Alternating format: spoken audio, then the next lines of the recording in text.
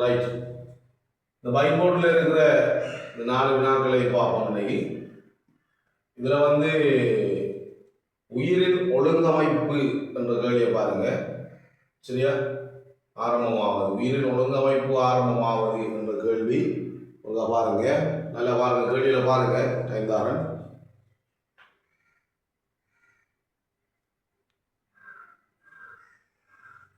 உயிரின் ஒழுங்கமைப்பு ஆரம்பமாவது அணு, உபஅணு, மூலக்கூறு, கலம், மாமூலக்கூறு. கலம்தான் ஒரு அங்கியினுடைய அடிப்படை அழகு என்று நாம் படித்திருக்கிறோம். கலத்துக்கு முந்தியதாக அணுக்கள் மூலக்கூறாக சேரப்பொழுதுதான் ஒரு உயிரை ஆரம்பிக்கின்றது. ஒரு உயிர் ஆரம்பிக்கும் இடமாக அணுக்கள் மூலக்கூறு சேருகின்ற அமைப்பில் வரப்பொழுதுதான் அது எங்களுக்கு ஒரு உயிரியல் மூலக்கூறு உயிரங்கியாக மாறுவதற்கான அடிப்படையாக இருக்கு. சரியா பிள்ளைகள்? இதில் வந்து களத்துக்கு முந்தியது களப்புண்ணகம், களப்புண்ணகங்களுக்கு முந்தியது சேர்வைகள், அதாவது மூலக்கூறுகள். அப்படித்தான் அது குறைந்து கொண்டு போகும். அப்போ இந்த கேள்விக்கு ஞாபகம் கொள்ளுங்க. உயிரின் ஒழுங்கமைப்பு ஆரம்பமாவது மூலக்கூறு. எந்த மூலக்கூறு திரிவுபடுத்தப்பட்ட குளுக்கோஸ் அலகுகளினால் ஆக்கப்பட்டது? சரியா? பாருங்க. பெப்டின், கிளைகோஜன், கைட்டின், அமைனோபெக்டின், இனியூலின். இதுல எல்லாமே பாலிசாக்கரைடு உள்ள வருகிறது. இது எல்லாமே பாலிசாக்கரைடு. இதுல வந்து திரிவுபடுத்தப்பட்ட குளுக்கோஸ் காணப்படுது. மார்க் பண்ணி வச்சிருக்கிறேன். கைட்டின். கைட்டின் வந்து ஆர்த்ரோடாக்களின் புரோவன் கூறுகளில் காணப்படுது. பங்கசினுடைய கலச்சோராக காணப்படுது. ராண்ட கைட்டினோசன் மருந்து தயாரிக்கிறதுக்கு பயன்படுகிறது.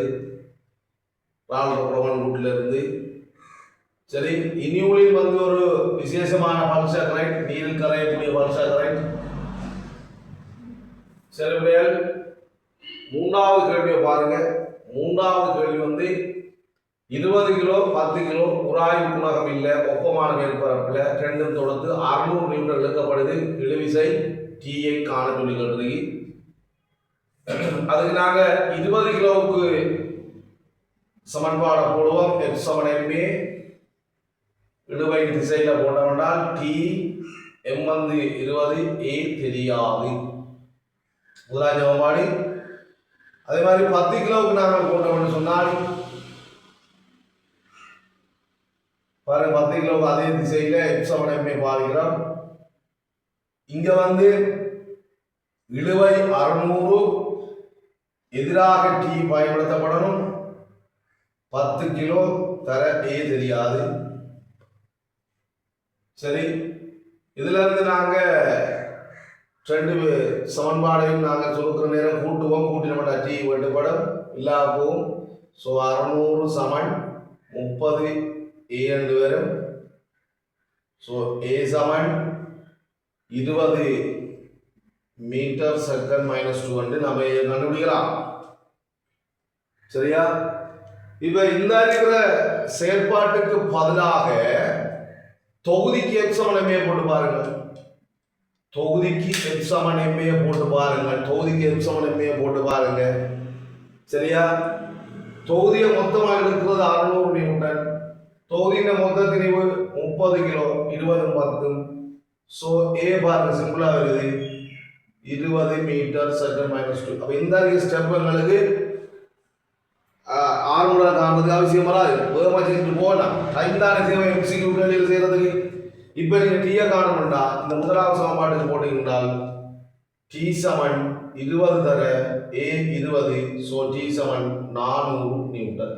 இந்த வழியாக வரலாம், ஆனால் இந்த வழி நமக்கு ஈஸியாக இருக்கு. சரி, அப்படி இல்லாத வெளியிடுங்க. மற்ற கேள்வியை பார்ப்போம். நம்ம இந்த ரசில் தாங்க.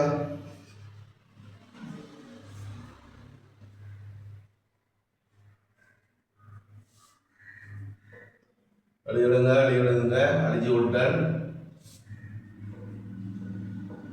அடுத்த பாருங்க, கடத்தியூடாக 1 ஆம்பியர் 1.6 செகண்டுக்கு பயணிக்கும் போது நகர்ந்த இலத்திரன்கள் எண்ணிக்கை. சரியா? நகர்ந்த இலத்திரன்கள் எண்ணிக்கை என்று சொன்னால் உங்களுக்கு மின்னோட்டம் என்றதை ஓரளவு நேரத்தில் இலத்திரன்களின் பாய்ச்சல் தானே, மின்னேற்றங்களின் பாய்ச்சல் தானே. மின்னோட்டம் என்பது ஓரளவு நேரத்தில் இலத்திரன்கள் மின்னேற்றங்களின் பாய்ச்சல். ஸோ I சமன் Qன்றது நம்பர் ஆஃப் இலத்திரன், எத்தனை இலத்திரங்கள் பாயுது எண்ணிக்கைகள் கிளச்சி. அப்போ இதுல இருந்து பாருங்க, உங்களுக்கு கேட்டது எண்ணிக்கை கேட்டது n சமன் ரெண்டு வரும், IT இன் கீழ் E ரெண்டு வரும். I வந்து 1 ஆம்பியர், T வந்து 1.6, E 1.6 தர 10 மறை 19 மடங்கு இலத்திரன் ஒன்றின் ஏற்றத்தின் புறமானம். சரியா? இப்ப நம்மளுடைய சுருக்கள் தான் இதை மட்டுப்பட்டது என்றால் 10 மறை 19 மேல போகல நேர் 19 போகும். இது இலத்திரன்களை எண்ணிக்கையை தரும். சரியா? ரைட்.